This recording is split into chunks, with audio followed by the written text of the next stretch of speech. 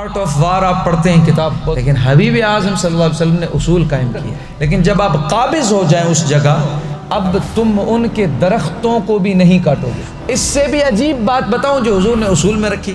Art of war آپ پڑھتے ہیں کتاب، بہت مشہور کتاب ہے، اور چائنیز کسی بڑے سے جنرل نے لکھی ہے کسی دور میں. لیکن حبیب اعظم صلی اللہ علیہ وسلم نے اصول قائم کیے، اور ہمیں پتہ ہو تاکہ پتہ چلے کہ وہ جنگ کے لیے نہیں آئے تھے.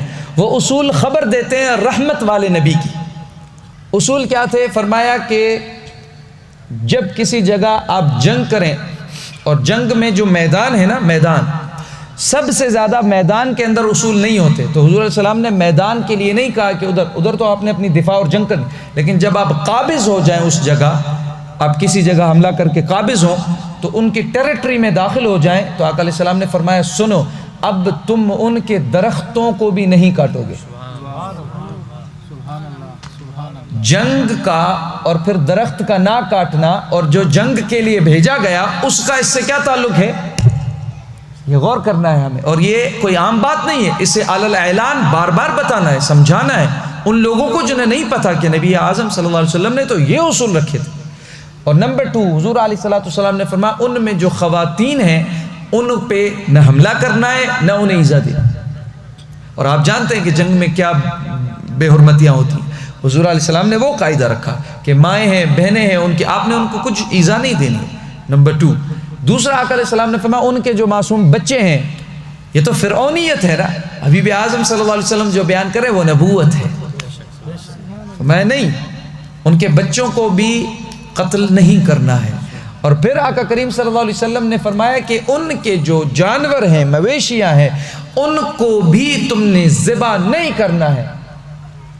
آقا علیہ السلام نے ان کے جان، ان کے اہل اور ان کے مال کو، اور حتیٰ کہ ان کے ساتھ جڑے ہوئے اشجار اور درخت ہیں ان کو ممنوع کر دیا کہ وہ نہیں کاٹے جائیں گے.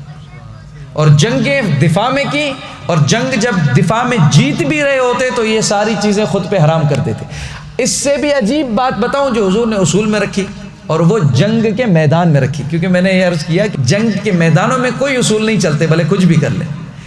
میدان سے جب آپ جیت کے ان کی ٹیریٹری میں قابض ہو گئے ہیں تو پھر اصول حضور نے رکھے، چلیں وہ مان لیے جائیں گے کہ اب ہم غالب ہیں، ہم نے ڈومینیٹ کر دیا. لیکن میدان جنگ میں تو کوئی اصول نہیں چلے گا نا، مجھے تو مارنا ہے اور اس سے بچنا ہے، ادھر سے بھی حملہ ادھر سے بھی. لیکن حبیب اعظم نے ادھر بھی ایک اصول ایسا عظیم رکھا ہے، اللہ اکبر. حبیب اعظم نے فرمایا کہ مسلمان کا مارنا ایذا کے بغیر ہوگا. یعنی فرمایا کہ مسلمان کسی کو مثلث نہ کرے گا، مسلمان کسی کو بے حرمتی کر کے نہیں قتل کرے گا. مومن اگر قتل بھی کرے گا، دشمن جنگ میں لڑ رہا ہے، وہ تلوار پہ آپ پہ حملہ کر رہا ہے، آپ کوشش کرو گے 1 2 3 کسی بھی جلد وار میں اسے ختم کر دو، یہ جنگ ہے. لیکن وہ جب مر جائے تو اس کی لاش پہ آپ نے پھر تلواریں چلائیں، اس کی زبان نکالی، اس کے کان کو الگ کیا، اسے مسلح کہتے ہیں. تو کہا کہ یہ کرنا کفار کا عمل ہے، یہ مسلمان کا نہیں ہے. مومن کبھی بھی یہ نہ کرے.